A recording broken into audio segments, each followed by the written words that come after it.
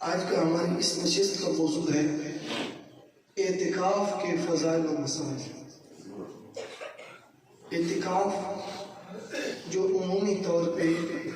رمضان المبارک کے آخری عشرہ میں 10 دنوں کے لیے مسجد میں قیام کیا جاتا ہے، اسے اعتکاف کہتے ہیں۔ اور علامہ راغب اصفہانی، ان کے بعد امام نووی،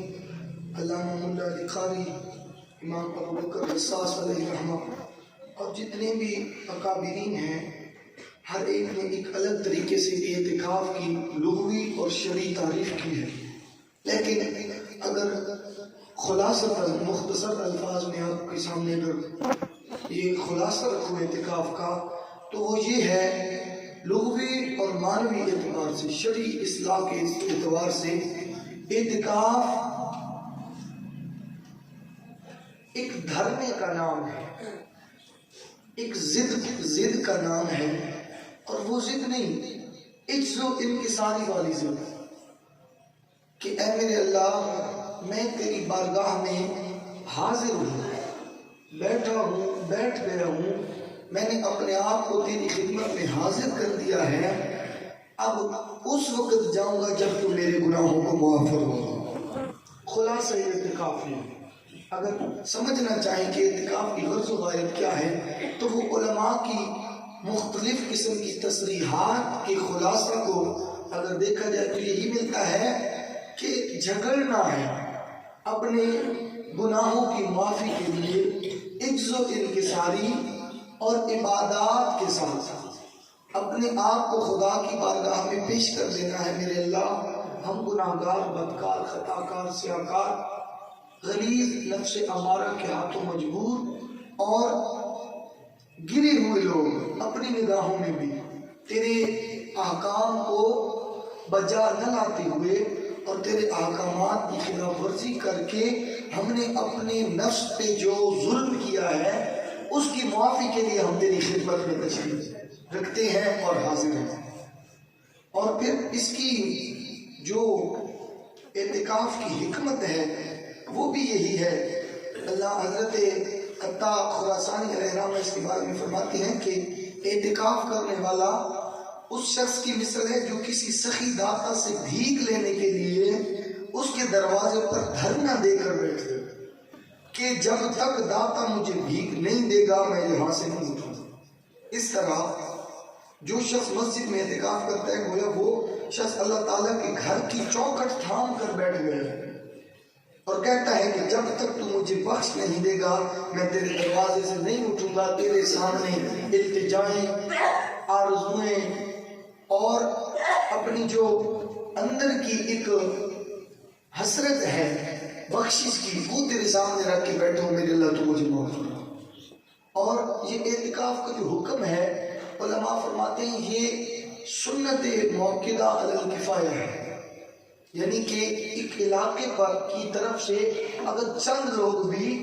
مسجد میں اعتکاف بیٹھ جائیں تو سارے علاقے کی طرف سے اعتکاف کا جو حکم ہے وہ پورا ہو جائے، ہر ایک بندے کی طرف سے، علاقے کی طرف سے۔ تو اس کی جو اقسام ہے، اعتکاف کی 3 قسمیں بیان کی جاتی ہے، اور پہلی جو قسم ہے وہ نفلی اعتکاف ہے، دوسرا وہ ہے جو مسنون اعتکاف، تیسرا واجب۔ نفلی اعتکاف وہ ہے کہ جب کبھی بھی موقع ملے بندہ آ کے بیٹھ جائے، نویت سنت الاعتکاف کی نیت کر کے ایک دن کبھی آدھے دن کبھی مسجد میں جب بندہ نماز کے لیے بھی آئے تو نماز پڑھنے تو آیا ہی آیا ہے، اگر نیت کر لے تو اللہ جتنا ٹائم وہ خدا کے گھر میں رہے گا اللہ اس سے اعتکاف کا اجر عطا فرمائے گا۔ اور مسنون،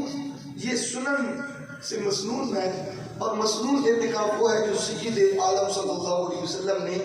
رمضان المبارک کے آخری عشرہ یعنی آخری 10 دنوں میں رکھا ہے۔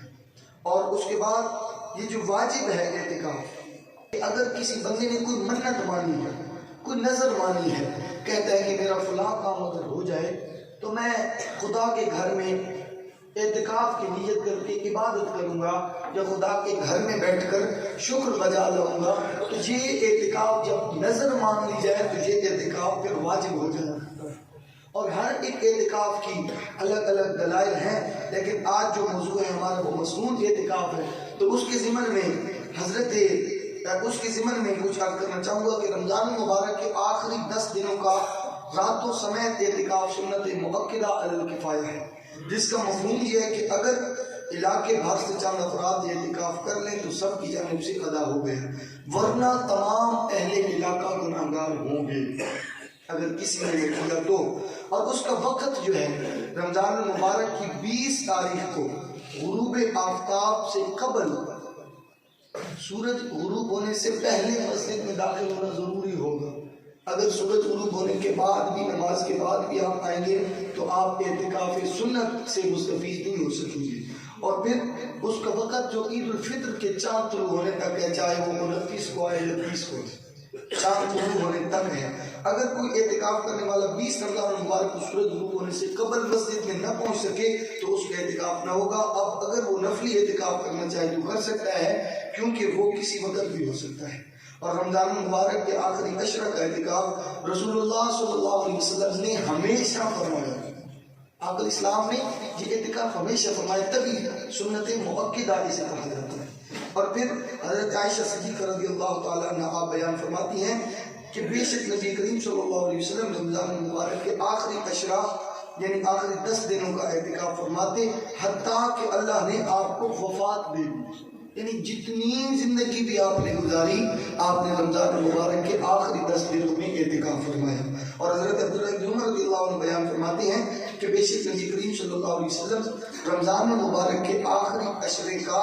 اعتکاف فرماتے تھے۔ اور دیکھیں کہ ایک دلیل بھی ملتی ہے، حضرت نافع رضی اللہ عنہ بیان کرتے ہیں کہ حضرت عبداللہ نے مجھے مسجد میں وہ جگہ بھی دکھائی جہاں رسول اللہ صلی اللہ علیہ وسلم کے اعتکاف فرمایا کرتے ہیں، اور اس وقت بھی وہ جگہ، اس جگہ پہ ایک ستون بنایا گیا ہے۔ اگر اللہ رب العزت ہم سب کو وہ جگہ اللہ رب العزت دکھائے تو وہاں پہ ایک ستون بنایا گیا ہے، جو ایک ستون کا خاص نام بھی رکھا گیا ہے۔ تو اس بارے میں حضرت ابی بن کعب رضی اللہ عنہ سے بھی مروی ہے کہ بے شک نبی کریم صلی اللہ علیہ وسلم نے رمضان مبارک کے آخری عشرے کا اعتکاف فرمایا۔ اس کے علاوہ بھی بہت ساری اور بھی دلیل ہیں، لیکن یہ ہے کہ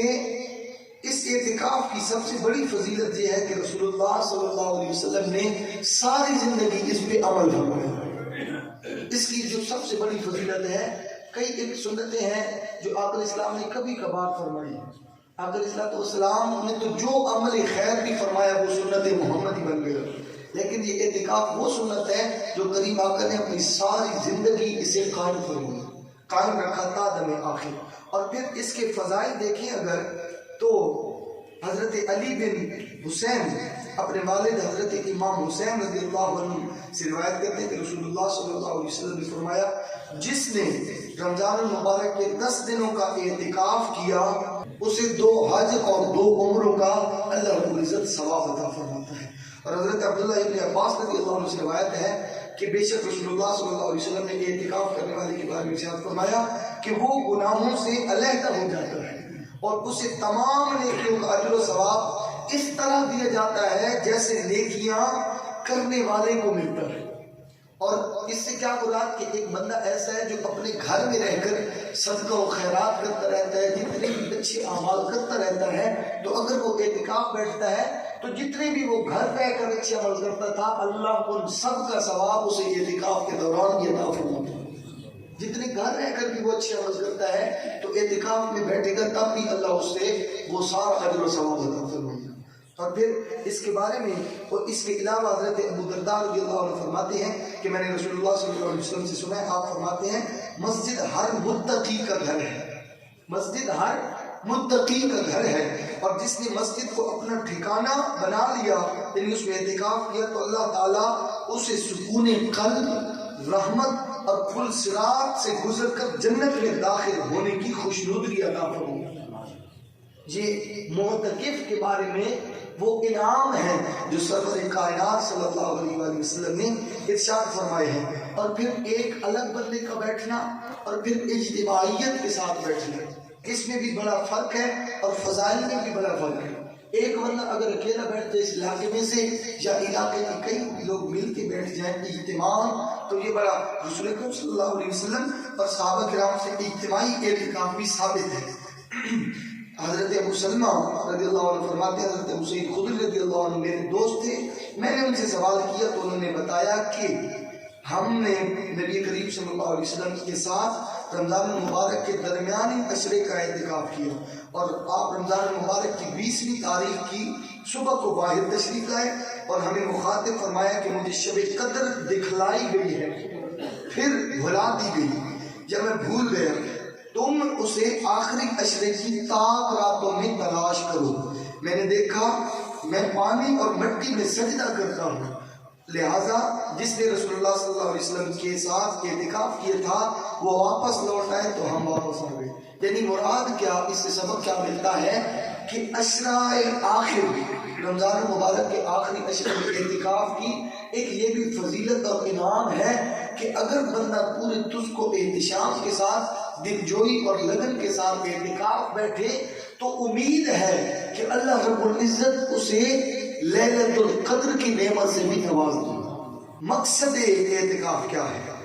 مقصد کیا ہے؟ حضرت ابو سعید خدری رضی اللہ عنہ بیان کرتے ہیں کہ رسول اللہ صلی اللہ علیہ وسلم نے رمضان المبارک کے درمیانی عشرے کا اعتکاف کیا اور لیلۃ القدر کو تلاش کرتے تھے۔ لیلۃ القدر کو، وہ قدر والی رات کو بھی تلاش کرنا چاہیے، یہ بھی ایک مقصد ہے۔ اور پھر 10 دنوں سے جو زیادہ اگر بندہ کوئی کرنا چاہے اعتکاف وہ بھی کر سکتا ہے، یعنی بندہ کوئی 4 دن پہلے بیٹھ جائے وہ اس کو نفلی ہو جائے گا، یہ بھی اسے اجازت ہے۔ اور آخری جو دن ہوگا آخری عشرے کے جو تھے وہ اس کا وہ جو ہے سنت اعتکاف ہو جائے گا۔ اور اعتکاف کی اگر شرائط دیکھی جائے تو وہ یہ ہے، مثلا جس طرح اعتکاف کی نیت ہو کہ میں اعتکاف کر رہا ہوں، اور اس کے بعد واجب اور مسنون اعتکاف میں روزے بھی رکھے، سنت کے اعتکاف میں بھی اور واجب اعتکاف میں بھی روزے رکھے، اور اگر نفلی اعتکاف پورے دن کا ہے تو اس میں بھی روزہ رکھے، بغیر روزہ کے اعتکاف نہیں ہوگا۔ اور اس کے بعد مسلمان ہونا بھی اس کے لیے شرط ہے، اور عاقل ہونا بھی شرط ہے۔ مرد جنابت ناپاکی غسل کے لازم ہونے سے اور عورت حیض اور نفاس سے پاک ہو، یہ بھی شرط ہے، یہ بھی اعتکاف کے لیے شرط رکھی گئی ہے۔ اور پھر بیوی سے مباشرت، اسے چھونا اور بوسہ لینا ترک کرنا، یہ بھی اعتکاف کی شرائط میں سے ایک شرط ہے۔ اعتکاف ہوگا تو پھر ان چیزوں کو بھی چھوڑنا ضروری ہوگا۔ اور یہ بالغ ہونا یا نہ ہونا، یہ بڑا اہم مسئلہ ہے۔ مجھ سے اس دن پوچھ بھی رہے تھے کچھ دوست اعتکاف کے مسائل کے بارے میں، تبھی یہ اتنی ڈیٹیل کے ساتھ، لیکن جو پوچھ رہے تھے ان میں سے اب ایک بھی نظر نہیں آ رہا ہے۔ بہرحال جو اگر کوئی پوچھے تو سمجھ آنی چاہیے، بتا دینا چاہیے۔ تو بالغ ہونا اور مرد ہونا اعتکاف کے لیے یہ شرط نہیں ہے، اس لیے باشعور اور سمجھدار نابالغ بچہ بھی اعتکاف کر سکتا ہے، اور عورت بھی اعتکاف کر سکتی ہے، لیکن وہ عورت کا جو اعتکاف ہوگا وہ گھر میں ہوگا، اور اس کے لیے شرط ہوگی کہ وہ حیض و نفاس سے پاک ہو، پاکی کی حالت میں وہ اعتکاف کر سکتی ہے۔ اور پھر ایک اور بھی ہے کہ استحاضہ، یعنی بیمار عورت اگر ہو نا،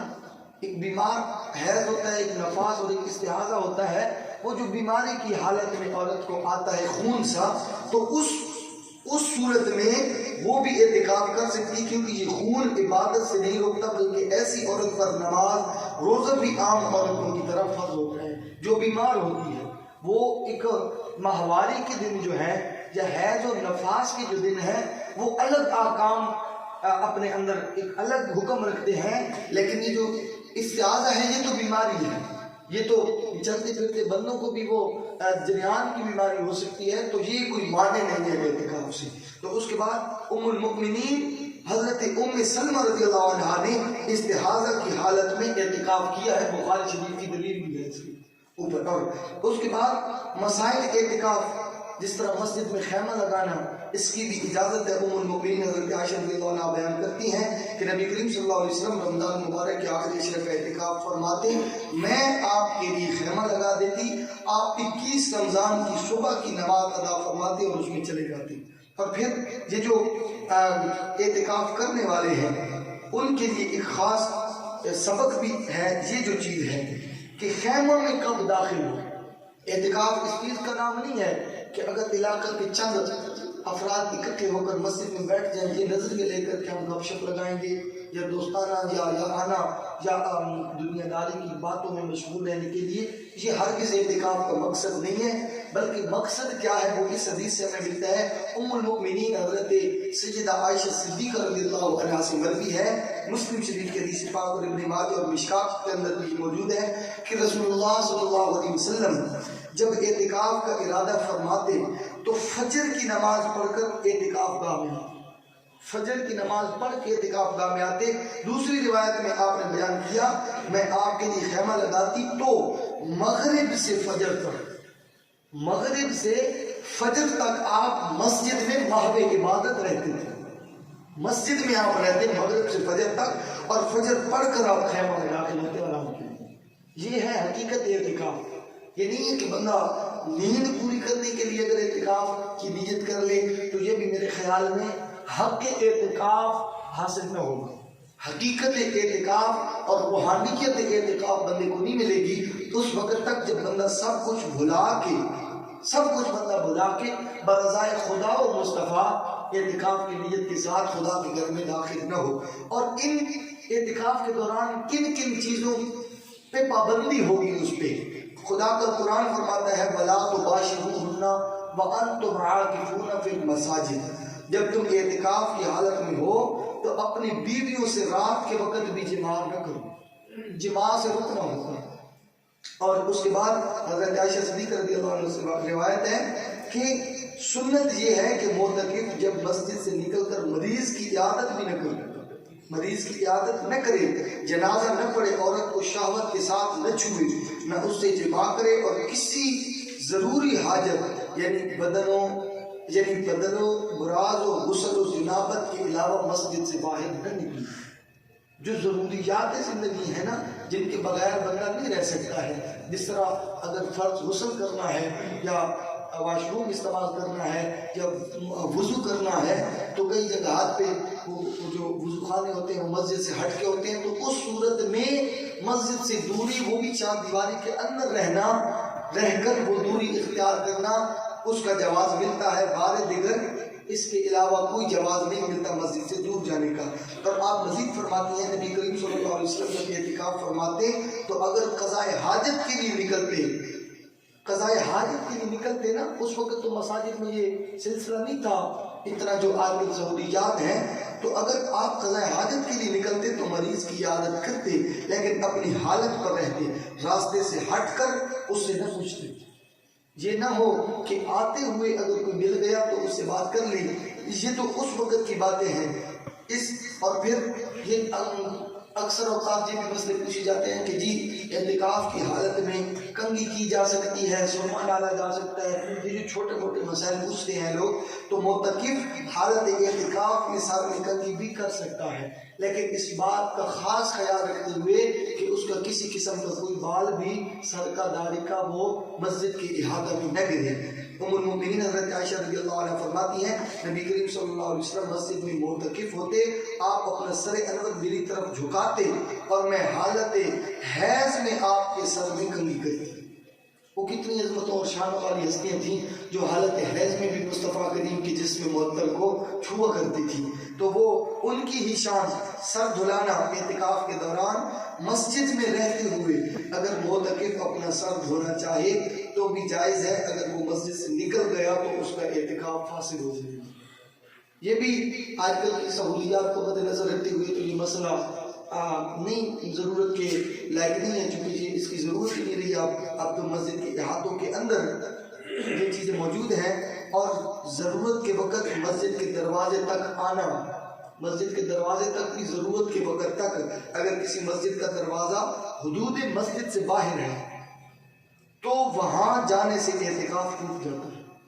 اگر بڑی بڑی مساجد ہوتی ہیں جن کا احاطہ مسجد کا الگ ہے اور اس سے ہٹ کر پھر تھوڑا سا الگ جا کر دروازہ مسجد کا ہوتا ہے، تو اس دروازے تک اگر بندہ جاتا ہے یا اس سے باہر ہوتا ہے تو اعتکاف اس میں بھی ٹوٹ جاتا ہے۔ اور باقی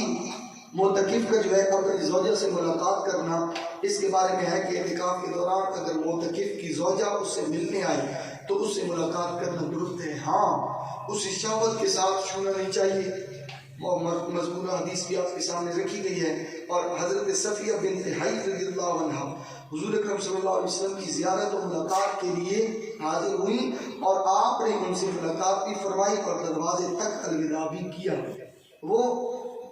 ایک الگ سسٹم ہے کہ ملنا ایک الگ چیز ہے، لیکن شہوت کا اس میں کسی قسم کا بھی کوئی جز نہ پایا جائے، فقط ملاقات ہو۔ اور گرمی کی وجہ سے اگر غسل کرنا چاہیے، بعض اوقات یہ بھی مسئلہ پوچھا جاتا ہے کہ گرمی کی وجہ سے اعتکاف کے دوران غسل کا کیا حکم ہے، تو میرا یہ کہنا ہے کہ جب بندہ خدا کی بارگاہ میں اعتکاف کے لیے بیٹھا ہے تو پھر یہ تزیین و آرائش کو ملحوظ نظر نہ رکھے۔ عز و انکساری کا پہلو یہ ہے کہ بندہ گھر سے 2-3 سوٹ لے کر آئے، بس بیٹھ جائے، خدا کو منانے لگ جائے، اپنا خیال بھی اسے اس وقت آئے جب وہ اعتکاف سے اٹھ کر گھر جائے۔ بار دیگر اسے صرف یہی خیال ہونا چاہیے، میرے اللہ مجھے معافی عطا فرما اور میرے گھر والوں کو معاف فرما، یہ مقصد لے کر آئے۔ یہاں رہ کر اگر بندہ اپنا آپ سوچتا رہے یا اپنے نہانے کے بارے میں، کنگھی کے بارے میں، تو میرے خیال میں یہ مقصد اعتکاف حاصل نہ ہوگا۔ لیکن مسئلہ ہے تو سن لیجیے کہ دوران اعتکاف آدمی کے لیے غسل جنابت یعنی احتلام کے بعد کا جو غسل ہے، اس کے علاوہ محض اپنے جسم کو ٹھنڈک پہنچانے، گرمی کم کرنے اور پسینے کی بدبو دور کرنے کے لیے باہر جا کر غسل کرنا درست نہیں ہے، اور اگر وہ اس غرض سے مسجد سے باہر جائے گا تو اس کا اعتکاف ٹوٹ جائے گا۔ ہاں، اگر اپنے سر کو حدود مسجد سے باہر نکال دے، اپنے سر کو باہر نکال دے اور خود مسجد میں ہی رہے تو کوئی دوسرا اس کا سر دھو ڈالے تو درست ہے۔ ایسا ہی اگر مسجد میں پانی گرائے بغیر حدود مسجد میں غسل کرنا چاہے تو کوئی حرج نہیں، لیکن یہ آج کل کے دور میں اتنے جو مسائل ہیں ان پہ عمل کوئی نہیں کرتا ہے۔ اور پھر بعض جو مسائل ہیں اعتکاف کے جن پہ معتکف کو عمل کرنا ضروری ہے، وہ یہ ہے کہ معتکف بالکل خاموش نہ رہے، بلکہ جب بات کرے تو بھلائی کی بات کرے۔ عبادت کی نیت سے چپ رہنا گناہ ہے، عبادت کی نیت کر کے چپ رہنا کہ مجھے عبادت کا ثواب ملے گا مسجد میں دوران اعتکاف، یہ گناہ ہے۔ عبادت کی نیت سے کہ میں چپ رہوں گا، مجھے چپ کا بھی ثواب ملے گا، اس نیت سے مسجد میں اعتکاف بیٹھنا یہ گناہ ہے۔ لیکن اس ڈر سے چپ رہنا کہ اگر میں کوئی ایسی بات لایانی نہ نکال دوں کہ میرے سارے اعمال ضائع ہو جائیں، تو اس ضمن میں رہ کر چپ رہ سکتے ہیں۔ یا وہ ایک کفر مدینہ کا لفظ ہمارے معاشرہ میں، وہ جو ہمارے اکابرین اور بزرگوں نے، حضرت مولانا پیر الیاس قادری صاحب نے ایک لفظ جو شائع کیا ہے کفر مدینہ کا، وہ ایک الگ چیز ہے کہ وہ ضرورت کی بات کر لیتے ہیں، یعنی لایانی بات سے دور رہنا۔ کفر مدینہ کی زمرہ میں یہ بھی آتا ہے، لیکن خاص مقصد یہ ہے کہ عبادت کی نیت کر کے چپ رہنا یہ جائز نہیں ہے۔ ہاں، اگر اپنے آپ کو بری گفتگو سے بچانے کے لیے خاموش رہتا ہے تو یہ بہتر ہوگا۔ اچھا، اس کے بعد اگر جان بوجھ کر یا بھول کر جما کر بیٹھا، شہوت سے اپنی بیوی کو چھو لیا یا مسجد سے باہر نکل گیا تو بھی اعتکاف ٹوٹ جائے گا۔